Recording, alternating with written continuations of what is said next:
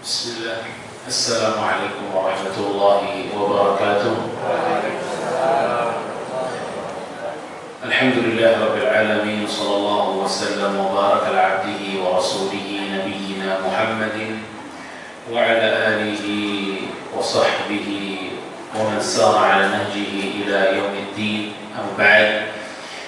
Kaum muslimin dan muslimat rahimani wa rahimakumullah, bapak-bapak serta ibu-ibu yang semoga diberikan keberkahan pada pagi hari ini dan juga sepanjang hari. Pada pagi hari ini insyaallah ta'ala di bulan Dzulqa'dah, tandanya kita sudah masuk pada bulan haram sekaligus kita masuk pada bulan haji. Ya, karena bulan Syawal, bulan Dzulqa'dah dan 10 hari awal bulan Dzulhijjah ini disebut dengan bulan-bulan haji. Adapun bulan Dzulqa'dah ini bukan hanya disebut dengan bulan haji, tapi juga termasuk bulan haram, bulan yang mulia. Dahulu orang-orang Arab itu sangat memuliakan bulan-bulan haram, diantaranya Dzulqa'dah. Karena di bulan Dzulqa'dah, dari namanya Dzulqa'dah, al-Qa'dah itu Qa'dah yang udu, artinya duduk. Ya, duduk. Apa maksudnya duduk? Duduk tenang, tidak ada peperangan pada bulan-bulan ini. Apa yang menyebabkan mereka seperti sepakat, walaupun mereka jahiliyah, tapi mereka sepakat bahwa bulan Dzulqa'dah jangan ada peperangan. Karena bulan Dzulqa'dah ini bulan yang sangat dipakai menjadi perjalanan haji. Jadi orang-orang yang memiliki tujuan-tujuan ke Baitullah, ke Mekah, ya, mau dari Yaman, mau dari Syam atau dari yang lainnya, mereka akan jalan di bulan Dzulqa'dah. Maka orang-orang Arab ini sepakat kita harus juga menjaga keamanan orang-orang yang akan jalan ke Baitullah. Ya.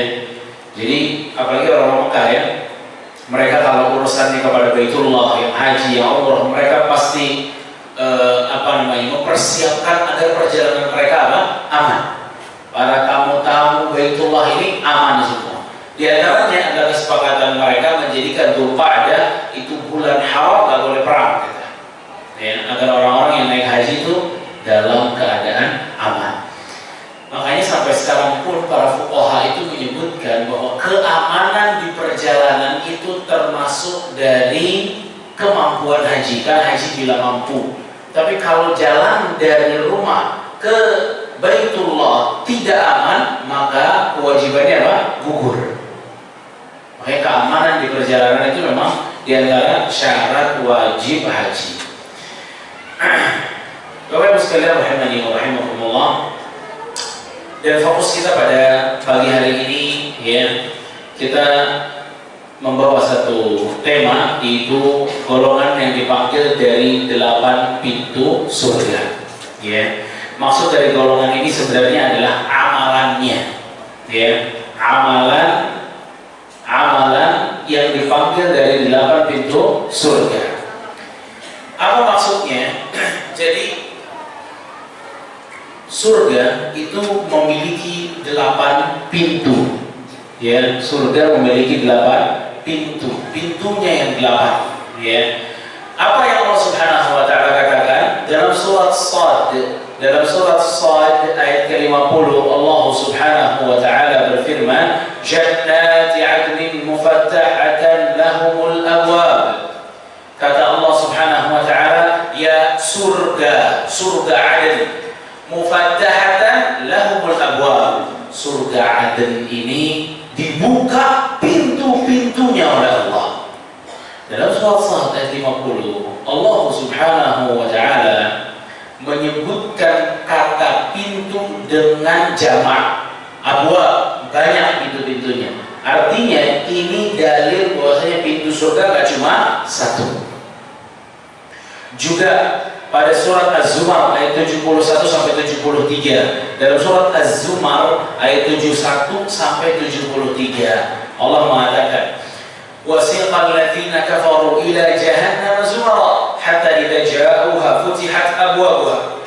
Kata Allah Subhanahu wa taala, orang-orang kafir digiring ke neraka, dan jika mereka sudah sampai ke neraka, futihat abwabuha, dibukakan oleh Allah pintu-pintu neraka. Artinya ini juga dalil Bapak Ibu sekalian bahwa pintu neraka juga lebih dari satu. Ya, walaupun dari dalil yang datang pintu neraka itu ada 7, pintu surga yang ada 8. Wa qala lahum khazanatuha. Terus kemudian ayat yang berikutnya Allah Subhanahu wa taala mengatakan wasiqal ladzina taqaw rabbahum ilal jannati zumara hatta idza ja'uha wa futihat abwabuha.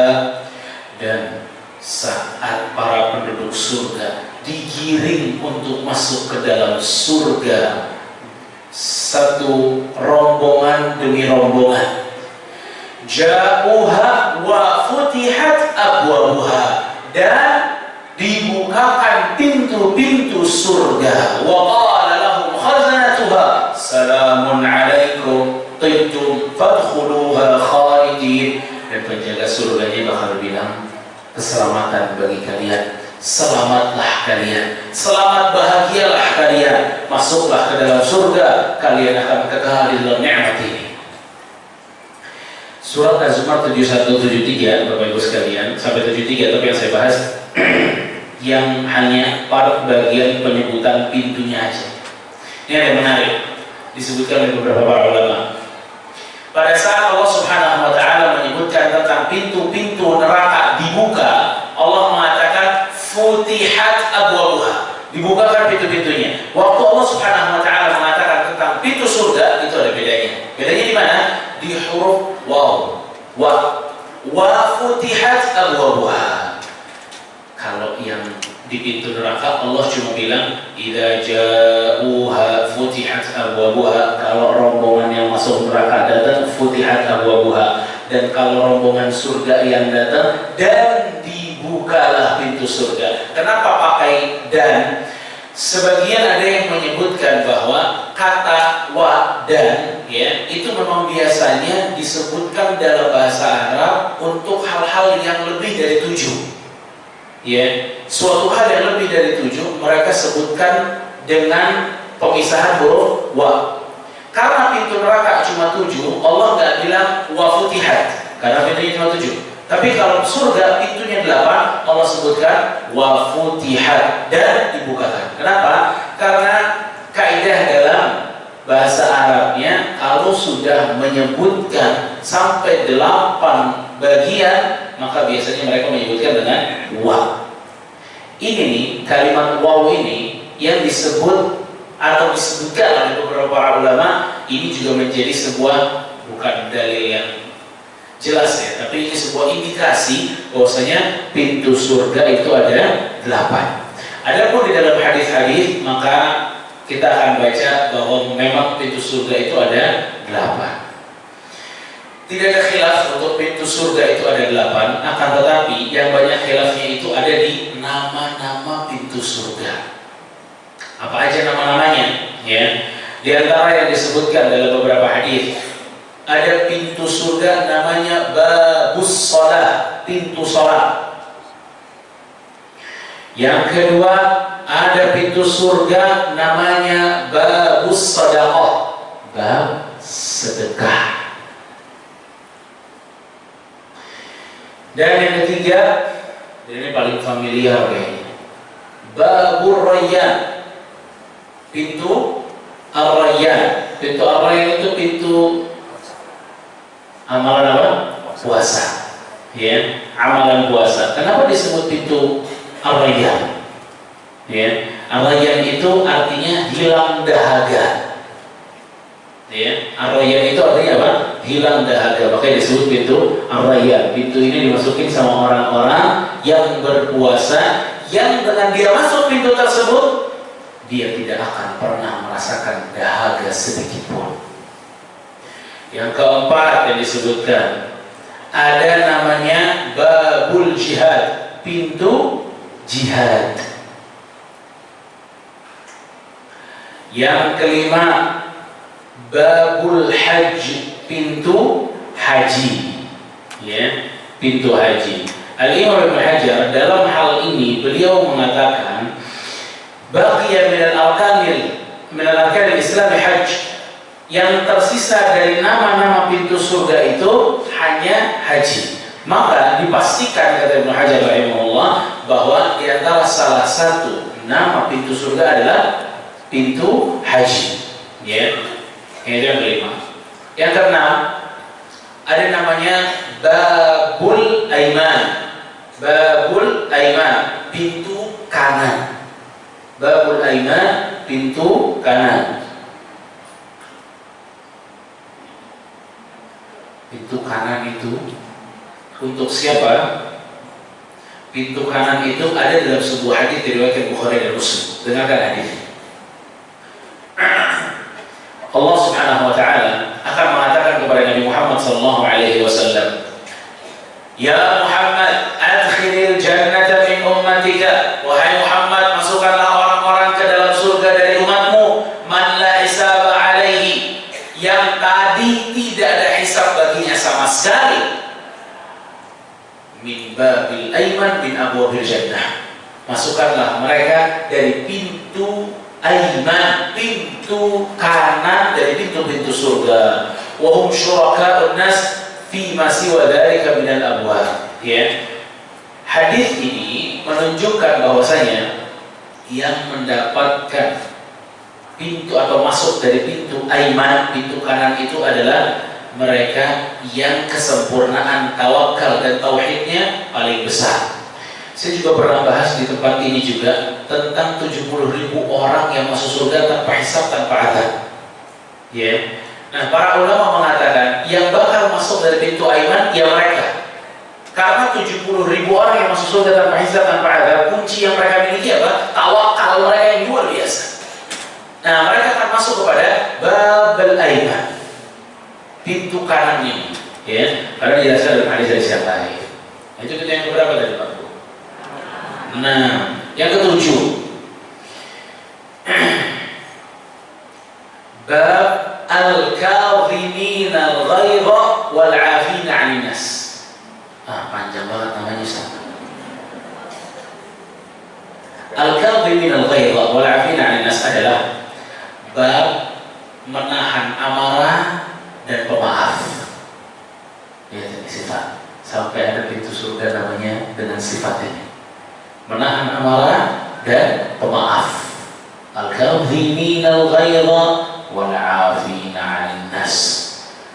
Menahan amarah dan pemaaf. Ini sebenarnya jadi faedah juga buat kita pada pagi hari ini Bapak Ibu sekalian. Ternyata nih amalan ini nih, menahan amarah dan pemaaf, itu sampai dijadikan nama pintu surga. Kalau kita ngomongin ya, walillahil mathalul a'la, dan Allah punya permisalan lebih tinggi daripada ini. Nama-nama jalan, ini nama jalannya Surya. Apa namanya? Surya. Itu mungkin nama legend di sini. Ya. Kalau kita ke Basuki Rahmat, legend juga. Jalan Sudirman, Jalan Tamrin, ini legend-legend semua. Pahlawan-pahlawan semua dijadikan nama-nama apa? Jalan. Nah, amal-amal yang luar biasa besar itu juga dinamakan dengan pintu-pintu surga, dinamakan dengan amal-amal tersebut. Artinya dari sini, kalau yang tadi kan kita lihat ya, sholat, sedekah, puasa, jihad, haji, yang besar-besar. Terus tawakal, ya, pintu aiman buat orang yang tawakal. Lah, yang ketujuh justru apa? Pemaaf. Ternyata ini disandingkan dengan amal-amal kuat lainnya tadi. Pada saat mungkin sebagian orang menganggap tidak memaafkan kesalahan orang lain itu it's okay, nggak masalah. Tapi ternyata ada pintu surga khusus bagi orang-orang yang hatinya luas, mampu memaafkan kesalahan orang lain. Kadhiminal ghaidh, yang dia menjaga emosinya. Ini ada pintu surga. Ya, dia menunjukkan kepada kita bagaimana besarnya ya amalan ini. Dalam hadis ya, ada satu hadis Rasulullah SAW bersabda, "Inna lillahi baban fil jannah." Allah memiliki satu pintu di surga. La yadkhuluhu illa man 'afa 'an mazlamatin. Tidak akan dimasukkan kecuali orang-orang yang mampu mampu memaafkan kezaliman orang lain. Allahu Akbar. Nah, ini pintunya. Pintu kadhiminal ghaidh wal 'afina 'anil nas. Pintu menahan amarah dan pintu maaf. Itu yang keberapa? 7. Yang ke-8. Yang ke-8 ini memang ada khilaf di antara para ulama. Ya, ada khilaf di antara para ulama. Akan tetapi para ulama mengatakan bahwa pintu yang ke-8 itu bisa disebut dengan pintu zikir atau pintu ilmu atau pintu taubat. Pintu zikir atau pintu ilmu atau pintu taubat. Ya. Nah, ini datang riwayatnya mengatakan ini dan mengatakan itu. Ya. Zikir, ilmu dan taubat. Walaupun secara makna tidak jauh berbeda antara tiga hal ini. Ya, kita tahu taubat dengan istighfar, ya, ilmu juga zikir, istighfar juga zikir, ya. Intinya bahwa zikir dan taubat, mencari ilmu, ini juga amalan yang besar. Buktinya datang dalam beberapa riwayat, ada pintu yang disebut dengan babul ilm, pintu ilmu, pintu taubat, babul zikir, dan pintu zikir. Ya. Bapak Ibu sekalian rahimani wa rahimakumullah. Masih tentang pintu surga, kalau tadi nama-namanya, ini ada riwayat yang menyebutkan tentang, ya, luasnya pintu surga. Rasulullah SAW pernah di satu kesempatan, kata Abu Hurairah, duduk sama kita makan daging kambing. Rasulullah SAW gigit daging kambingnya, lalu mengatakan, Ana sayyid walad Adam yaumil qiyamah. Aku adalah ketuanya manusia nanti di hari kiamat. Kemudian Rasul makan lagi, ngomong lagi yang sama, aku adalah ketua manusia di hari kiamat. Makan lagi, ngomong lagi, sampai Rasulullah SAW bertanya, tidakkah kalian bertanya kepadaku, kenapa hal itu bisa terjadi ya Rasulullah? Dia sudah ngomong 3 kali, sahabat diam aja. Ya, sahabat diam aja itu karena memang wibawanya Rasulullah SAW itu nggak mudah untuk para sahabat itu bertanya sama Rasulullah SAW. Makanya kalau kita dengar pertanyaan-pertanyaan para sahabat itu, kalau udah nanya, Masya Allah, pertanyaannya matang dan bermanfaat sampai hari kiamat. Karena dia nggak sembarangan dalam nanya. Ya. Fa'ala kulli hal, dari hadis itu Rasulullah SAW menyebutkan tentang hadis syafaat. Bahwa yang pertama kali akan dapat syafaat adalah saya, kata Rasulullah SAW. Saya bisa memberikan syafaat kepada orang. Saya pertama kali diizinkan oleh Allah Subhanahu Wa Taala memberikan apa? Syafaat. Lalu di dalam perpanjangan hadis itu disebutkan, Rasulullah SAW menyebutkan, kata Rasul, min masari'il jannah ila iradatain al-bab la kama Makkah wa Hajar atau Hajar atau Makkah. Disebutkan oleh Rasulullah SAW bahwa jarak antara 2 daun pintu dari pintu-pintu surga seperti jarak antara Makkah atau Hajar dengan Makkah. Dalam riwayat yang lain seperti jarak Mekah dengan Himyar atau Mekah dengan Busra. Ya, ini saya bisa pastikan lebih dari ratusan kilo. Itu pintunya saja. Ya, Rasulullah SAW menyebutkan tentang luas apa? Pintunya. Ya, luas pintunya. Baik, itu ada riwayat yang datang seperti itu. Juga di antara hal yang menyangkut pembahasan kita tentang pintu-pintu surga tadi adalah siapa yang pertama kali masuk surga. Ya, siapa yang pertama kali masuk surga? Para ulama menyebutkan bahwa yang pertama kali masuk surga adalah Rasulullah Sallallahu Alaihi Wasallam, Rasul kita. Allahumma shalli ala Muhammad. Rasulullah SAW mengatakan, "Ata babal jannah, ati babal jannah yaum al-qiyamah, fastuftiha, fayaqul khazin, man ant?" Aku datang nanti ke depan pintu surga, kata Rasul. Lalu aku meminta agar pintu tersebut dibuka. Maka penjaga pintu surga mengatakan, "Man ant? Siapa Anda?" Faqulu Muhammad. Maka aku katakan, "Aku adalah Muhammad." Fayaqul, maka dia menjawab, "Bika umirtu la aftahu li ahadin qablak." Hanya kamulah yang memang akan membuka pintu surga. Tidak ada orang yang membuka pintu surga kecuali kau. Ya, barulah dibukakan pintu tersebut kepada atau untuk Nabi Sallallahu Alaihi Wasallam. Ya, jadi riwayat yang datang bahwa Nabi SAW masuk ke dalam surga. Ada riwayat yang mengatakan bahwasanya Bilal radhiyallahu anhu itu kedengeran apa namanya? Terompak, apa? Sendal. Oh, sendal. Suara jalan di Bilal, suara sendal di Bilal. Ya, terompak. Kita udah. Hah? Beda game soalnya Pak kita. Saya milenial. Ya, sendal kayu. Rakyat ya? Rakyat. Masih tahu lagi saya. Ya, alhamdulillah. Bilal kok masuk duluan didengar sama Rasul, Bilal sudah ada di surga. Ya, sebagian para ulama menafsirkan apa yang disebutkan oleh Rasulullah SAW di situ. Di antaranya Imam Ibnu Qayyim rahimahullah bilang itu masuk lebih dahulu. Kenapa? Itu seperti seorang pembantu yang memang akan menunggu majikannya datang. Ya, jadi Bilal duluan untuk menyambut Rasulullah SAW. Ya, untuk menyambut Rasulullah SAW. Itu dikatakan oleh Ibnu Qayyim rahimahullah taala. Namun dengan ini pun tidak menjadikan Bilal yang pertama kali masuk. Ya, tidak dikatakan dengan itu Bilal yang pertama kali masuk, tetap yang bakal masuk pertama kali adalah Rasulullah SAW. Ibnu Qayyim di riwayat yang lain beliau mengatakan bahwa nanti orang-orang itu akan menyambut Rasulullah SAW. Ya, akan menyambut Rasulullah SAW di kanan dan di kiri di dalam surga. Ala kulli hal jemaah sekalian rahimakumullah, ini terjadi beberapa sedikit khilaf di antara para ulama.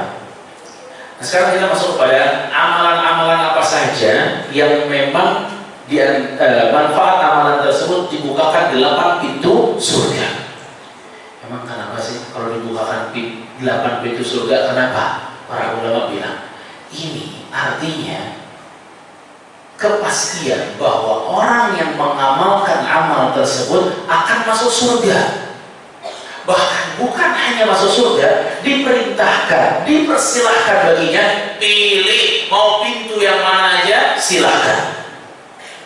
Artinya amal-amal yang akan kita sebutkan ini lebih unggul daripada amal-amal lain yang pahalanya hanya terbatas masuk surga. Kalau ini udah masuk surga, disuruh pilih tempat-tempat atau pintu-pintu, terserah mau pintu yang mana.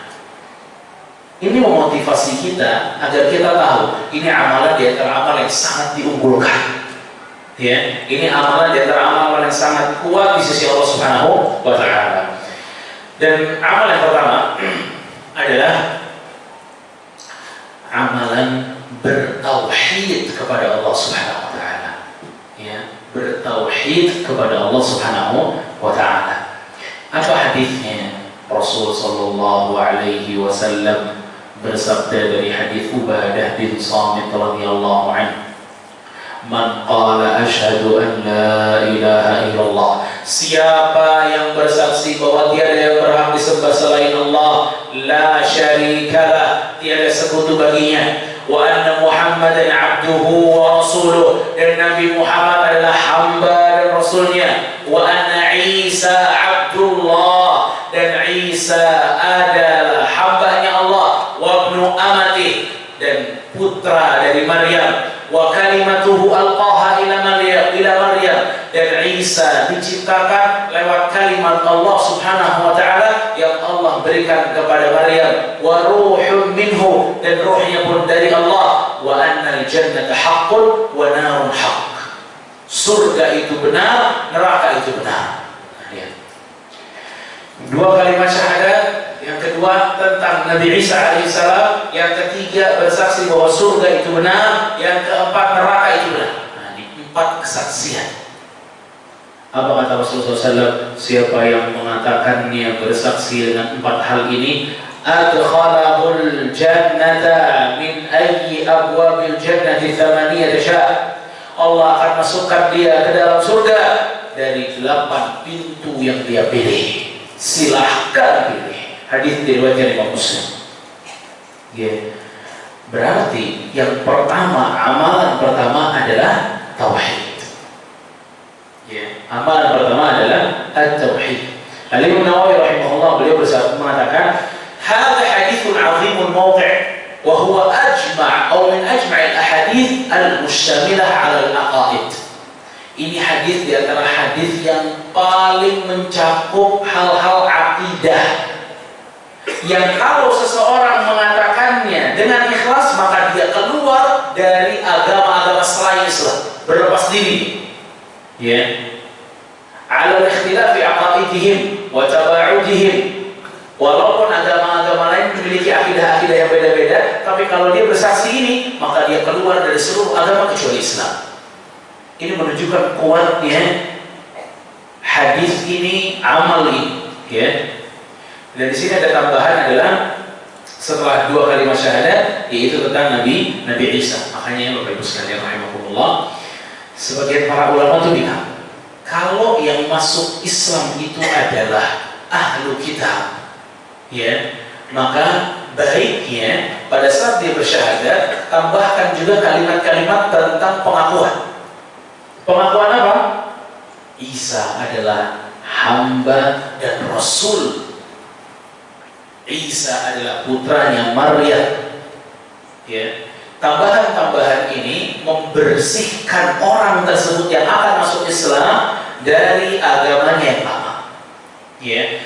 Makanya Ibnu Daqiq Al-Aid dan lain sebagainya, beliau menyebutkan kalau ada orang ahli kitab mengatakan asyhadu an la ilaha illallah saja, maka belum kita cap sebagai muslim yang tepat. Kenapa? Karena ahli kitab ada di antara mereka yang memang tidaklah menyembah kecuali sama Allah saja. Kadang masalah mereka itu di Muhammad Rasulullah, kadang juga masalah mereka di masalah Nabi Isa alaihissalam. Jadi memang baiknya kalau dia merupakan seorang yang dulunya Nasrani, ya, atau Yahudi, maka tambahan-tambahan seperti ini penting, ya. Tambahan-tambahan yang mengatakan, misalnya kalau Yahudi ada Uzair yang merupakan putranya Allah, kata mereka, malaikat adalah putri-putrinya Allah, ya. Hal-hal yang fundamental ini kita minta juga untuk mereka mengatakannya agar ini bersih, gak ada lagi di hati mereka, ya. Makanya di sini ditekankan sekali masalah siapa? Nabi Isa alaihissalam. Karena dengan kalimat itu benar-benar dia keluar dari agama Nasrani. Ya, wa kalimatuhu alqaha ila Maryam, dan meyakini bahwasanya Nabi Isa alaihissalam itu diciptakan dengan kalimat kun. Ya, tidak dengan laki-laki, bercampurnya laki-laki dengan perempuan, tapi dengan kalimat kun. Ini yang dinamakan wa kalimatuhu alqaha ila Maryam. Dan kata-kata Allah diberikan kepada Maryam. Kata apa? Kun. Begitu Allah bilang kun, Maryam mengandung Isa. Nah, subhanallah. Tapi ini kejadian tentu sekali-sekalinya, ya. Jadi hari ini jangan berharap ada Maryam yang lain. Saya nggak usah, saya nikah, saya nggak mau, tapi saya mau punya anak. Nggak bisa. Maryam bisa, Maryam. Aisyah aja nggak dikasih sama Allah. Ya, banyak istri Nabi SAW nggak punya anak bahkan. Walaupun sudah ada suaminya, ini lagi nggak ada suami pengen punya anak. Ya. Jadi Pak Bu, ya, kita nggak bisa ambil dalil, ya, terhadap sesuatu kalau sesuatu tersebut terjadinya haditsul ain sekali-sekalinya, itu nggak bisa jadi dalil. Maryam itu Nabi Ibrahim diceburin ke api, nggak apa-apa Ustaz. Terus saya mau nyebur ke api. Kata Nabi Ibrahim, enggak, ini cuma satu-satunya yang terjadi, nggak bisa jadi patokan dalil. Ini namanya haditsul ain, kejadian yang cuma sekali-sekalinya, nggak serta-merta jadi dalil. Ya, nggak serta-merta jadi dalil. Sebagai para ulama ada yang memasukkan Nabi Ibrahim alaihissalam itu kan meninggalkan anaknya di kota Mekah dengan Siti Hajar dan Ismail. Ya. Saya juga Ustaz. Saya dalam rangka dakwah saya akan meninggalkan anak-anak saya. Siapa lagi Nabi yang kayak gitu? Nggak ada. Ini haditsatul ain, susah dijadikan dalil. Ini kasus cuma satu-satunya. Kenapa jadi dalil? Kenapa nggak ngikutin Nabi Muhammad SAW kalau jihad bawa istrinya? Kalau jihad bawa istri, kalau safar bawa istri. Ini yang jadi dalil cuma satu. Ya, fala haula wala quwwata illa billah. Ya.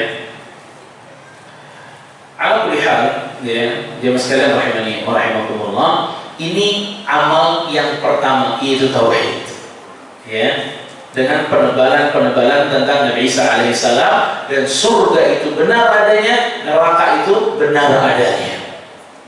Hal inilah yang kata Rasulullah SAW, orang tersebut akan masuk ke dalam surga dari 8 pintu surga yang dia inginkan. Itu yang pertama. Amal kedua yang memiliki pahala yang sama, yaitu membaca doa setelah berwudu. Ya, membaca doa setelah berwudu. Ya, membaca doa setelah berwudu. Sebelum, bukan membaca doanya saja ya. Nanti kita bahas adanya. Ya. Dalam hadis Rasul sallallahu alaihi wasallam mengatakan, "Ma min muslimin yatawadda fayuhsinu wudu'ah." Tidaklah ada seorang mukmin, orang muslim, dia berwudu, fayuhsinu wudu'ah, dan dia bagus wudunya. Thumma yaqum fayusalli, kemudian dia salat 2 rakaat, muqbilun alaihima wajhihi, lalu dia tuh khusyuk salatnya, wajahnya dan hatinya, illa wajabat lahul jannah, kecuali Allah akan masukkan dia ke surga. Lalu dalam riwayat yang lain, Umar bin Khattab menambahkan, kata Umar bin Khattab, Rasulullah SAW bersabda, "Ma minkum min ahad," tidaklah ada satupun dari kalian berwudu fayuballighul wudu atau yusbihul wudu, lalu kalian menyempurnakan wudu, lalu setelah kalian berwudu kalian mengatakan asyhadu an la ilaha illallah wa anna muhammadan abdullahi wa rasuluh, illa futihat lahu abwabul jannati thamaniyah yadkhulu min ayyiha syaa, kecuali Allah akan bukakan 8 pintu surga dan dia boleh masuk dari manapun yang dia inginkan. Jamaah rahimani wa rahimakumullah. Artinya dalam hadis ini, ya, terutama riwayat Umar, diriwayatkan oleh Imam Muslim. Kalau dalam hadis Umar itu mengatakan bahwa Nabi mengatakan wudu yang sempurna lalu doa setelah wudu. Ya, wudu yang sempurna lalu doa setelah wudu. Nah, ini wudu yang sempurna ternyata amalannya besar di sisi Allah. Isbaghul wudu. Dalam sisi lain, kita juga kadang males dalam berwudu atau males sempurna dalam berwudu. Ada yang cuma sekali-sekali aja, yang penting wajibnya beres. Ya, ini berarti nggak isbaghul wudu, ini nggak sempurna wudunya. Ya, ada yang bagian kaki cuma ceprot-ceprot doang. Dia nggak mau tuh gosok kakinya. Ya, ini enggak isbaghul wudu. Yang dimaksud dalam hadis itu isbaghul wudu, yakni sempurna wudunya. Ya, sunnah-sunnah di dalam wudu itu dia tetap lakukan. Lalu setelah itu dia berdoa kepada Allah, maka akan dibukakan pintu surga 8-8-nya dan dia boleh masuk yang mana aja. Walaupun mungkin kalau kita nggak dengar sekilas hadis ini, oh cukup mudah ternyata, tinggal wudu, baca doa, beres. Tapi ternyata wudunya di sini sempurna. Ya, kan ada orang wudu tapi tergesa-gesa, buru-buru beres.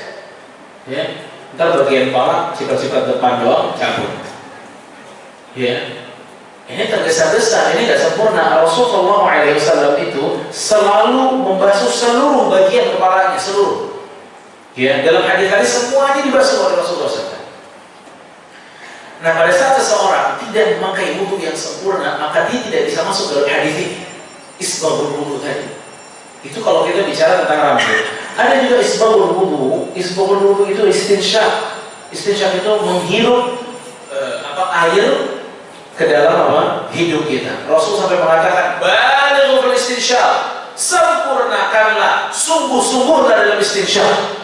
Illa takuna sha'iman, kecuali kalau lagi puasa, kata Rasulullah SAW. Jadi sempurnanya wudu Rasulullah SAW adalah dengan kita kumur-kumur, lalu kita hirup air tersebut, ya, kita hirup kemudian kita keluarkan. Ya, biasanya kita ada yang sampai ke kepala, ya, sakit. Ya, Rasulullah SAW memang nggak ngajarin sampai ke kepala, tapi Rasul juga nggak ngajarin cuma taruh air di hidung doang. Tapi balik istinsyak, sungguh-sungguhlah kalian. Ya, artinya di sini jemaah sekalian rahimani wa rahimakumullah, orang-orang yang tergesa-gesa dalam wudunya nggak bakal dapat keutamaan ini. yang wudunya mau buru-buru nggak bakal dapat. Ya, keutamaannya nggak bisa dia dapatkan. Makanya ada satu hadis mas sekalian, Rasulullah SAW mengatakan, "Wailun lil a'qabi minan nar." Hati-hatilah tumit-tumit kalian menyebabkan kalian masuk neraka. Rasul bilang lagi, "Wailun lil a'qabi minan nar." Hati-hatilah tumit-tumit kalian menjadi penyebab kalian masuk neraka. Sampai 3 kali Rasulullah SAW pulang. Kenapa? Karena ada orang yang wudu tumitnya tidak terbasuh. Bayangin. Kenapa? Biasanya buru-buru dalam wudu. Ya, ada yang buru-buru tangannya nggak sempurna, maka dia nggak akan masuk ke dalam hadis ini. Ya, bahkan sholatnya tidak sah kalau dia tidak sempurna dalam wudunya. Bukan sempurna, dia tidak melakukan yang wajib-wajib dalam wudunya. Apalagi kalau sampai sempurna, ya, maka sunnahnya dilakukan, wajibnya tentu dapat, sunnahnya dilakukan, dia baca doa, maka dia akan mendapatkan pahala atau janji Allah Subhanahu wa taala bisa masuk surga dari pintu yang mana saja. Ya. Jadi ini ternyata amal mungkin kita dengarnya mudah, namun ternyata di dalam hadis ini ada syarat, yaitu kesempurnaan wudu. Setelah wudunya sempurna, doanya dibaca. La ilaha illallah. Dalam hadis asyhadu an la ilaha illallah, ada yang mengatakan wahdahu la syarikalah. Ya, di riwayat Muslim asyhadu an la ilaha illallah wa anna Muhammadan abdullahi wa rasuluh. Ya, cuma 2 kalimat syahadat, maka akan dibukakan 8 pintu surga. Ini Bapak Ibu sekalian rahimakumullah, ini kan 2 amal berarti. Yang pertama wudu dengan sempurna, bersih-bersih. Kedua mengatakan 2 kalimat syahadat. Ini kalau kita gabungkan, maka kita ingat dengan hadis yang lain, di mana Rasulullah SAW mengatakan al-wudu syatrul iman. Wudu itu adalah sebagian dari iman. Ya, wudu itu adalah sebagian dari iman. Kenapa bisa sebagian dari iman? Lihat, dengan wudu yang sempurna dan 2 kalimat syahadat masuk surga dia. Ya. Ini menandakan kembali kepada kita bahwa amal wudu ini amal yang besar. Bahkan Rasulullah SAW mengatakan, la yuhafidhu 'alal wudu illa mu'min. Tidak ada yang bisa menjaga wudu kecuali orang yang beriman. Orang yang beriman lagi sholat atau tidak lagi sedang sholat, mau sholat atau belum mau sholat, dalam keadaan berwudu. Ini cuma yang bisa orang beriman aja. Ya. Jadi di antara amal yang dia lakukan adalah jaga terus wudunya. Kalau dia batal, dia wudu. Kalau dia batal, dia wudu. Itu jaga apa? Jaga wudu. Biasanya orang yang beriman mau dalam keadaan apa? Berwudu terus. Ya. Oke, ini menunjukkan kepada kita keistimewaan dari apa? Berwudu. Dan banyak sekali memang keistimewaan dari berwudu. Itu amal yang kedua. Amal yang ketiga yang memiliki pahala yang sama, dibukakan 8 pintu surga, adalah orang tua yang kehilangan 3 anaknya sebelum baligh. Ya, orang tua yang kehilangan 3 anaknya sebelum baligh.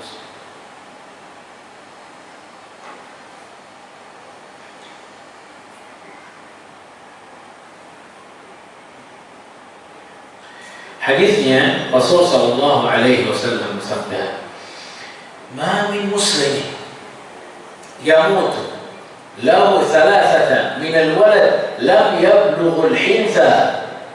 Kata Rasul sallallahu alaihi wasallam, tidaklah seorang muslim yang ditinggal mati oleh 3 orang anaknya yang belum mencapai usia baligh, melainkan mereka akan menjemput orang tuanya di 8 pintu surga. Ia dapat masuk dari pintu mana saja yang ia kehendaki. Ya, ini amal, ya, tentu keterkaitannya dengan apa? Kesabaran. Kalau dia hilang 3, nasallallahu ya, maka dia sabar, dia dapat. Tapi kalau dia hilang 3, dia tidak sabar, maka tidak dapat. Ya, maka tidak dapat. Jadi memang musibah besar harus diiringi dengan apa? Kesabaran, baru dia mendapatkan keistimewaan ini. Ya, mendapatkan keistimewaan ini. Bahkan dalam hadis lain, ya, bahwasanya Rasulullah SAW menyebutkan dalam riwayat Nasai tambahannya, la ya'ti baban min abwabiha illa wajadahu 'inda yas'a fi fathih. Kata Rasulullah SAW, kalau ada yang meninggal 3 anaknya, lalu dia ingin masuk pintu surga yang mana saja, maka dia akan menemukan anaknya berusaha membukakan pintu surga tersebut untuk orang tuanya. Allahu Akbar. Ya, karena ujiannya berat, pahalanya juga luar biasa. Ya, ujiannya berat, pahalanya juga luar biasa. Dan dikatakan, ya, fihi anna al-muslima idza mata lahu thalathatun min al-walad lam yadkhulin nar illa tahillatan qasam. Subhanallah. Ya, disampaikan oleh para ulama, hadis ini juga menunjukkan bahwa jika ada seorang orang tua kehilangan 3 anaknya dan dia dalam keadaan sabar, maka yang seperti ini tidak akan masuk neraka.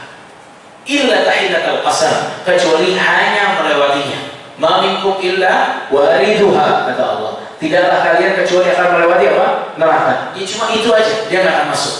Wa min darurati dzalik dukhulul jannah idza manzilatan bainahuma. Karena orang-orang seperti ini memiliki kesabaran yang luar biasa yang Allah ganjar dengan pahala juga yang luar biasa. Jadi itu amal yang ketiga. Amal yang keempat, ini amal yang keempat sedikit unik, ya, yaitu berinfak sepasang di jalan Allah. Ya, saya nggak menemukan lagi bahasa Indonesia yang lain. Menginfakkan sepasang di jalan Allah. Apa yang dimaksud menginfakkan sepasang? Kita lihat hadisnya diriwayatkan Bukhari dan Muslim. Rasulullah SAW bersabda, "Man anfaqa zawjayn fi sabilillah." Barang siapa yang menginfakkan sepasang harta di jalan Allah, nudiya min abwabil jannah, maka dia akan dipanggil dari pintu-pintu surga. Infak sepasang harta fi sabilillah. Faqala ya Abdullah, hadza khair. Wahai Abdullah, wahai hamba Allah, ini adalah kebaikan. Dan Rasul melanjutkan hadisnya. Kata Rasul, "Faman kana min ahli salati du'iya min babis salat." Siapa yang ahli salat, dia dipanggil dari pintu salat. Wa man kana min ahli jihad du'iya min babil jihad. Dan siapa ahli jihad dipanggil dari bab jihad. Wa man kana min ahli sadaqah. Dan siapa ahli sedekah dipanggil dari bab sedekah. Wa man kana min ahli siyam. Dan siapa ahli puasa du'iya min babir rayyan, maka dia akan dipanggil dari pintu rayyan. Lihat sabda Nabi, siapa yang menginfakkan sepasang hartanya, du'iya min abwabil jannah, dia akan dipanggil masuk dari pintu-pintu surga. Lalu setelah itu Rasul bilang, kalau yang ahli sholat masuk pintu sholat, ahli sedekah masuk pintu sedekah. Artinya orang-orang ini nggak punya keistimewaan dipanggil dari seluruh pintu, nggak punya. Yang punya keistimewaan yang berinfak, tapi nggak sampai di situ, sepasang fisabilillah. Ya, apa yang dimaksud dengan sepasang? Para ulama mengatakan zaujan itu dia kalau infak selalu 2 ekor minimal. Dia, saya mau infak buat perang, berapa? 2 ekor kuda, ini sepasang. Ya, saya mau berinfak buat orang tersebut apa? 2 budak misalnya. Saya mau berinfak dinar, dirham, nah ini 2 juga. Saya mau infak dolar, rupiah misalnya, emas, perak, mobil, motor. Mobil-mobil juga boleh, ya. Mobil motor juga disebut apa? Sepasang. Nah ini yang dua ini sepasang ini, inilah yang masuk dalam hadis. Baik, saya mau infak makanan dan minuman, nah cocok. Ini sepasang. Ya, itu yang dimaksud di dalam hadis. Dari sini kan kita tahu bahwasanya memang sedekahnya nggak biasa. Ini sedekahnya next level juga, hebat. Dia cari yang pasangan dari sedekah yang dia lakukan. Ya, dia cari pasangan yang sedekah dari sedekah yang dia lakukan. Ini yang kata Rasulullah SAW dibukakan dalam pintu surga. Dan lanjutan hadis ini, lanjutan hadis tadi itu yang puasa dipanggil dari Abu Hurairah dan seterusnya. Abu Bakar tanya, ya Rasulullah, apakah ada orang yang akan dipanggil dari semua pintu tersebut? Kata Rasulullah SAW, iya, dan aku berharap engkau termasuk salah satunya. Abu Bakar Siddiq radhiyallahu anhu. Ya, kan dari tadi kan amal-amal aja yang Rasulullah katakan. Nah sekarang Abu Bakar nanya, personal ada nggak Rasul yang bakal dipanggil? Tahu nggak? Iya, ada personal-personal yang akan dipanggil. Dan saya berharap engkau salah satunya. Ini keistimewaan siapa? Abu Bakar Siddiq radhiyallahu anhu. Tapi kenapa ya Rasulullah? Kenapa Abu Bakar? Kenapa Abu Bakar Rasul berharap dia dipanggil dari seluruh pintu? Kenapa kawan? Karena dia melakukan seluruh amalan itu. Seluruhnya diamalkan. Mau yang sholat, mau yang sedekah, mau yang sedekah sepasang tadi, mau jihad, semua dilakukan Abu Bakar Siddiq. Semuanya. Ya. Jadi dia di antara orang yang pantas banget dipanggil dari seluruh pintu tersebut. Ya. Dan yang dimaksud dengan pintu sholat adalah yang dimaksud dengan ahli sholat adalah mereka yang menjaga sholat-sholat sunnah. Ya, mereka yang menjaga sholat-sholat sunnah. Kalau dari menjaga sholat-sholat wajib saja, dia tidak termasuk keistimewaan ini. Dia masuk surga, tapi bukan masuk dari keistimewaan pintu apa? Sholat. Karena pintu sholat itu maksudnya mereka yang menjaga yang sunnah. Karena orang kalau sudah menjaga yang sunnah, harusnya yang wajibnya udah aman. Ya, jangan tahajud jalan, subuh telat. Ya, ini salah, keliru dia. Ya. Juga yang disebut dengan ahli sedekah, ya, itu juga sedekah-sedekah apa? Tambahan atau sunnah. Bukan zakat wajib aja, tapi lebih daripada itu. Yang jihad kemampuannya dimaksimalkan, bukan kemampuan standar. Tapi kalau ada Rasulullah SAW mengatakan siapa yang mau ikut jihad, dia yang duluan. Nah, jadi dia dari kerelaan hatinya untuk melakukan hal tersebut. Ya, wa man kana min ahli siyam, begitu juga orang-orang yang berpuasa. Para ulama mengatakan hatta yang berpuasa pun ini orang-orang yang rajin puasa apa? Sunnah. Ya, yang rajin puasa-puasa sunnah. Fa'ala kulli hal, ya, itu amalan yang disebutkan oleh Rasul kita yang mulia alaihi salatu wassalam. Amalan yang terakhir, yang keempat atau kelima itu? Lima ya. Yang kelima spesial buat ibu-ibu. 4 amalan wanita. Apa itu? Rasulullah SAW bersabda, "Idza shallatil mar'atu khamsaha." Jika seorang perempuan salat 5 waktu, wa shamat syahraha, puasa bulan Ramadan, wa hafizat farjaha, menjaga kehormatannya, wa ata'at zawjaha, dia taat kepada suaminya, maka akan dikatakan baginya, udkhulil jannah min ayyi abwabil jannati syi'ti, masuklah ke surga dari pintu surga mana saja yang kau inginkan. Nah, ini 4 amal sekaligus, ya. Mulai menjaga sholat wajib, puasa wajib, menjaga kehormatan, ya, dan taat kepada suami. Ya, ini 4 amal kalau tergabung kepada satu perempuan masuk surga dari pintu mana saja yang dia inginkan. Dan ini sebuah hal penghormatan dari Allah Subhanahu wa taala. Kalau yang itu diatur masuk ke pintu ini, yang ini diatur masuk ke pintu ini, orang seperti ini, wanita seperti ini dipersilahkan pilih pintu yang mana saja. Ya, ini merupakan sebuah kemuliaan yang Allah Subhanahu wa taala berikan. Ya. Dan kalau testimoninya ibu-ibu mengenai hadis ini, katanya yang paling susah yang keempat. Salat oke, puasa oke, jaga kehormatan oke. Cuma yang ujungnya ini taat kepada suami. Ya. Kenapa? Kalau kita lihat sholat urusannya sama Allah, puasa sama Allah, jaga kehormatan sama Allah, ini nih sama orang. Kalau urusannya udah sama orang, biasanya reseh. Kenapa? Karena orang itu gak ada yang sempurna. Kalau suami kita baik banget, Masya Allah, baik banget ya. Cuma kan kadang emosinya ada yang labil, ada yang gak menghargai, gak mengerti perasaan kita, macam-macam ya.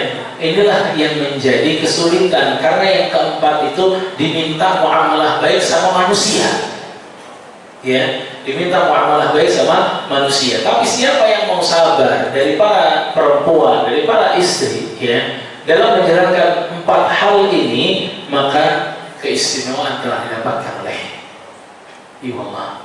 Ya, ada lagi yang lebih istimewa. Gak perlu ngerjain sholat sunnah, gak ada sih.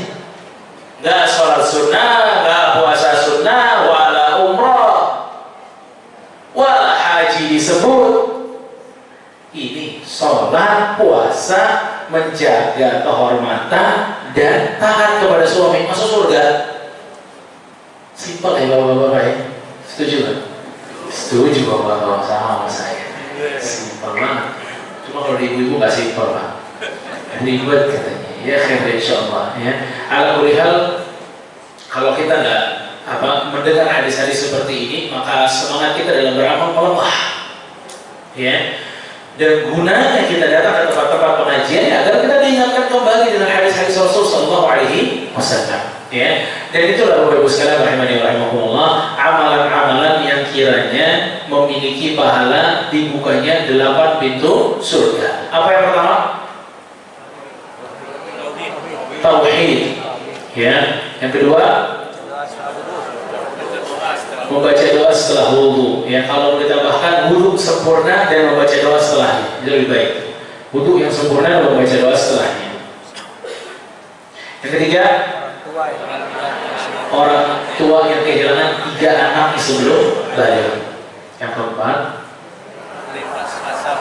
menginfakkan sepasang harta di jalan Allah. Yang kelima, 4 amalan wanita ya, yaitu sholat, puasa, menjaga kehormatan dan taat kepada suami ya. Barakallahu fikum, mudah-mudahan kita dimudahkan oleh Allah Subhanahu wa taala untuk melakukan amalan-amalan ini dan kita termasuk orang-orang yang dibukakan 8 pintu surga.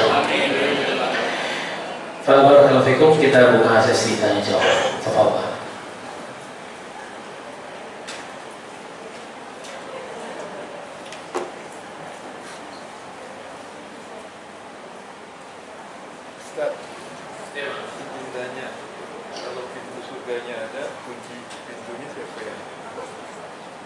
Kalau pintu surganya ada, kunci surganya, kunci utama untuk masuk pintu surga seperti apa Pak? Ya, kalau jadi pertanyaan itu kan ada pintu surga. Kalau kunci surganya seperti apa? Ya, Allah saya nggak tahu pintu kunci surganya seperti apa. Namun yang ada di antara para ulama, di antara hadis Nabi Sallallahu Alaihi Wasallam itu dikatakan, La ilaha illallah miftahul jannah. Ucapan La ilaha illallah adalah kunci surga ya, kunci surga. Ucapan La ilaha illallah ya. Tapi kalau fisik kuncinya ada nggak dalam hadis? Wallahu a'lam.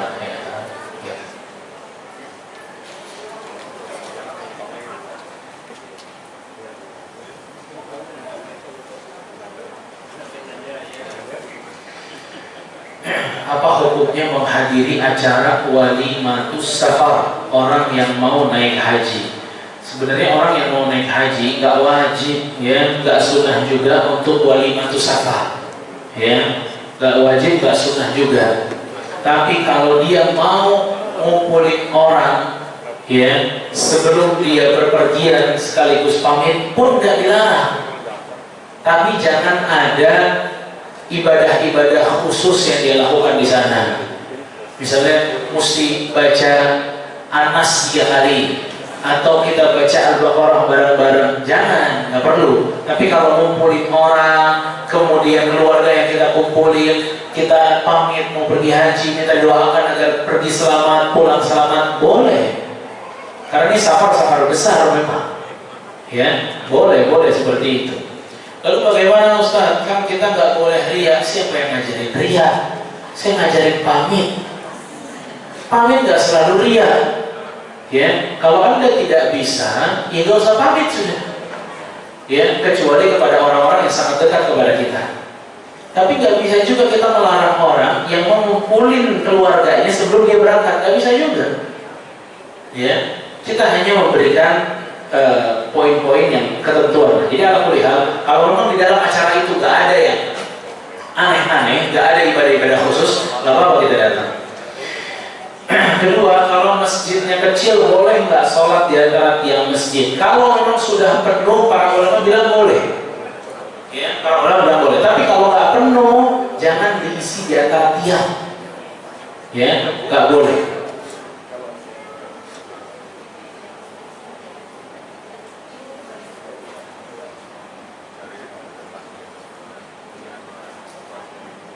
Kalau seseorang sakit lalu berdoa kepada Allah minta disembuhkan, apakah termasuk tidak sabar? Meminta kesembuhan tidak mencoreng kesabaran, tidak. Kalau kita mintanya kepada siapa? Allah. Kalau kita minta kepada yang lain itu mencoreng kesabaran.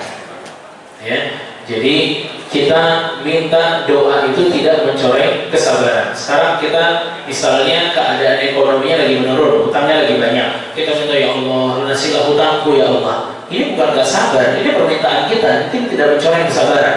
Kalau mencoreng kesabaran itu mengatakan, ya Allah, kenapa sih saya mulu yang kena penyakit, saya mulu yang miskin, yang lain kek? Nah, ini gak boleh. Ini berarti gak sabar. Kalau kita memprotes keputusan Allah, itu tanda tidak sabar. Begitu ya, Allah.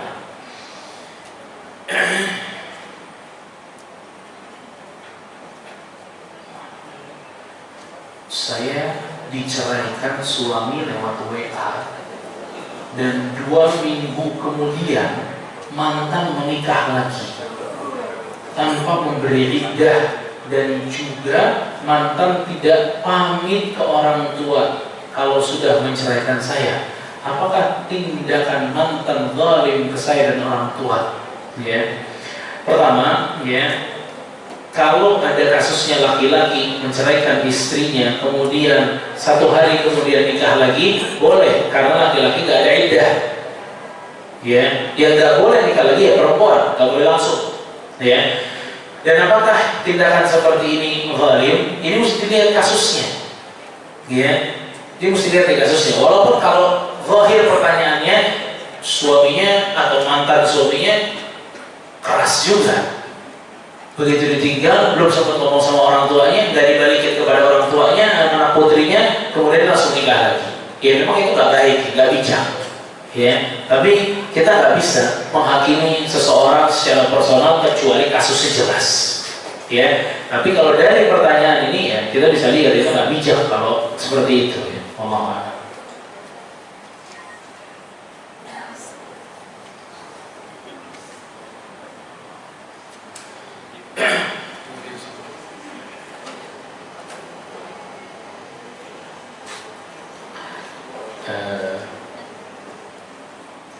Jika kita selalu merasa kurang dalam ibadah, saat haji, puasa, Ramadan, sholat, zikir, kita selalu merasa kurang terus, apakah amalan itu diterima atau tidak?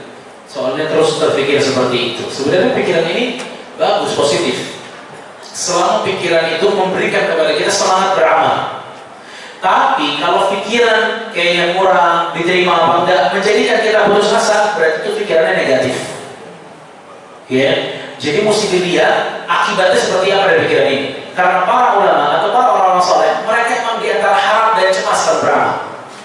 Harap diterima, tapi cemas juga tidak diterima.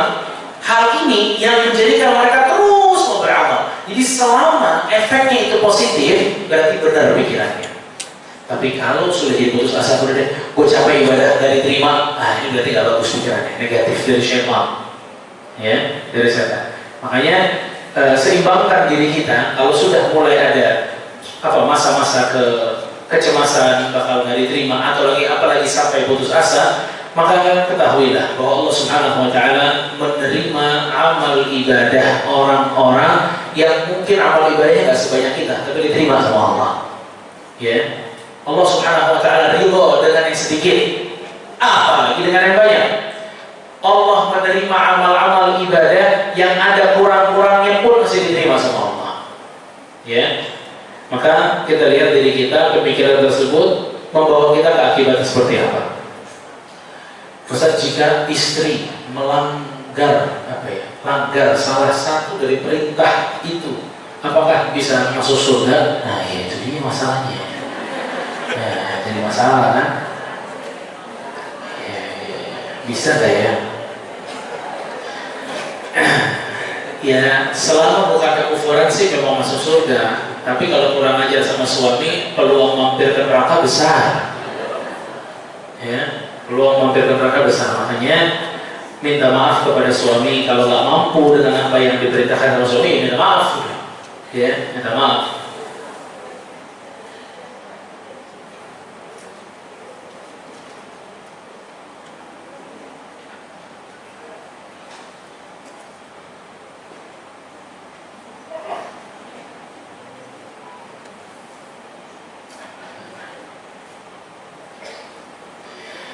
Istri sudah menjaga dengan baik sholat, puasa, jaga kehormatan, tapi suami NPD, narsis lah ya, pokoknya M-nya narsis lah, boleh narsis lah. Jadi suka marah, emosi, melaknat, masih suka selingkuh. Ini suka selingkuh lebih berat daripada NPD. Kenapa gak ditaruh di awal? Ya, selingkuh auzubillah. Sehingga bagaimana batasan taatnya? Karena di beberapa hal ini tentu suka terjadi perselisihan. Ini selingkuhnya sampai mana ini? Ya, kalau sampai perzinahan, gak boleh tergabung orang mukmin dengan fahisyah, dengan pezina. Ya, gak boleh digabung antara orang pezina dengan mukminah, digabung gak boleh. Kecuali pezinanya telah bertaubat, mukminahnya sebagai istri telah memaafkan, boleh. Tapi kalau ini lanjut maksiat seperti ini, nggak boleh gabung sama seorang mukminah. Kalau di sini kan istrinya masya Allah jaga semuanya, suaminya brengsek selingkuh, nggak boleh digabung ini. Ini mesti jalan kepada jalan-jalan islah, ya, mesti diislah, mesti perbaiki suaminya, nggak boleh, karena itu dosa besar, ya, itu dosa besar. Sama kayak suami saya nggak pernah sholat, ibu ngapain sama suami yang nggak pernah sholat? Nggak boleh dalam Islam. Jadi mesti ada jalan-jalan islah. Ya, tentu nggak langsung tapi ada islah-islah yang bisa dilakukan, penasehat dan seterusnya. Ya, kalau ditanya taatnya segimana, ya kalau masih bertahan sama dia dan itu adalah suami kita, ya, dan kita masih menerima proses perubahan dari dia tadinya tidak baik, ya, menjadi baik, maka kita taat yang ma'ruf. Yang ma'ruf itu yang baik-baik aja, ya, yang baik-baik aja. Jadi ketaatan kepada suami memang tidak perlu dihitung. Kalau suaminya sholat sunnahnya rajin, berarti taatnya tambah tinggi. Kalau suaminya malas puasa sunnah, berarti turun taatnya nggak ada. Suami ditaati, selesai.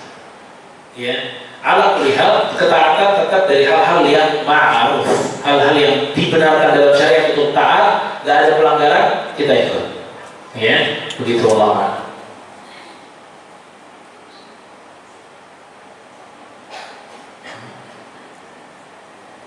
Ketika amal soleh dilakukan tetapi akhlak tidak baik, apa yang harus diupayakan orang yang seperti ini? Ya, berakhlak baik. Ya, dan akhlak baik itu dengan ilmu dan latihan. Ilmu dan latihan. Harus dia dengar terus-terusan tentang keistimewaan akhlak baik. Harus dia dengar akhlak baik itu apa aja dan bagaimana cerita orang-orang tentang akhlak baik. Ya, kadang ada orang tidak bisa berakhlak baik karena nggak punya ilmu. Dia nggak tahu bahwa itu ada baik. Dia nggak tahu itu akhlak baik. Ternyata menolong orang yang kesusahan tanpa diminta itu adalah akhlak baik. Dia nggak tahu. Dia berpikir kayaknya ini orang udah cukup bisa nih, jadi nggak usah saya bantu. Tidak ada inisiatif dan sebagainya. Orang seperti ini harus diajari agar dia tahu ini akhlak baik. Kalau kamu bantu itu akhlak baik, ya. Jadi ilmu dan latihan. Orang kalau punya akhlak baik mesti punya ilmu sama latihan, ya, latihan berakhlak baik.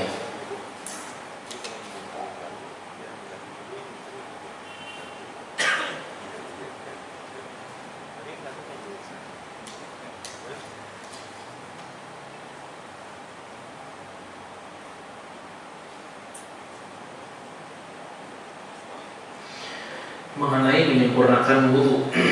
Bagaimana berwudu bagi wanita apabila sedang di tempat yang untuk berwudunya kurang tertutup?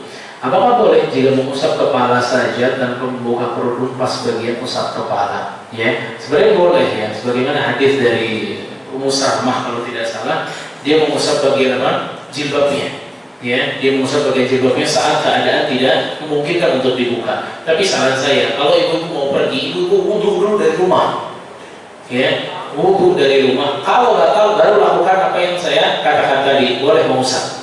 Ya, namun kalau kita ketemu kamar mandi yang di situ tertutup, lakukan wudu sempurna di situ.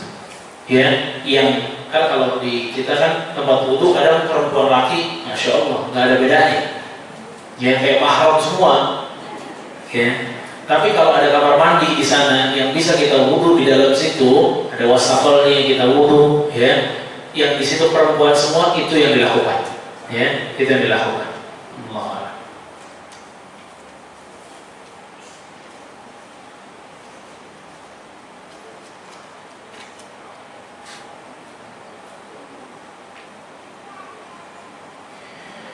Bagaimana jika kita sebagai suami berusaha semandiri mungkin agar istri mendapatkan keutamaan tadi? Allahu Akbar. Baik banget ini suaminya.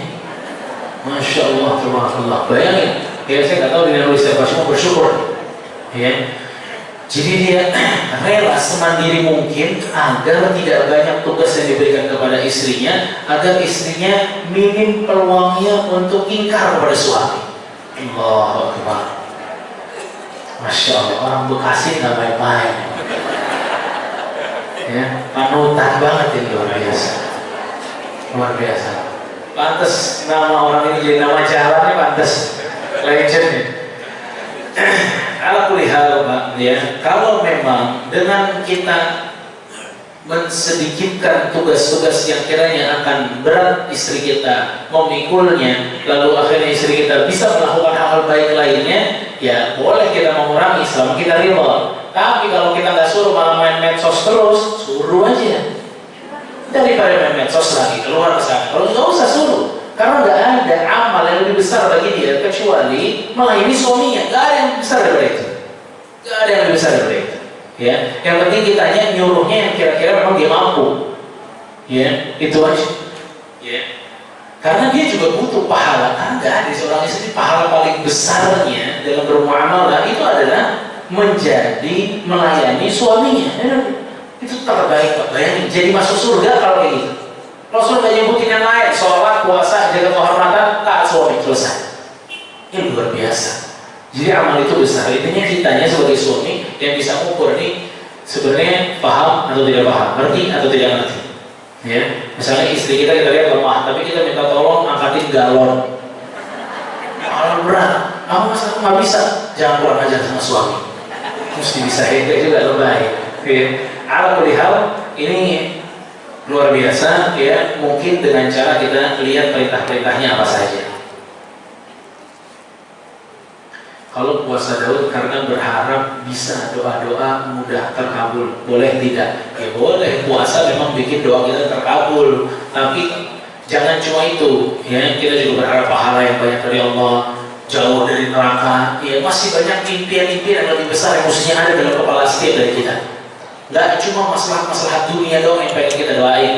Ya, perjalanan hidup kita lebih panjang di akhirat daripada di dunia. Jangan habisin waktu doa urusannya cuma dunia, jangan. Ada orang bangun malam 5 menit doa, 3 menit doa, semuanya dunia. Sehat berhasil uang, sehat berhasil uang, itu lagi.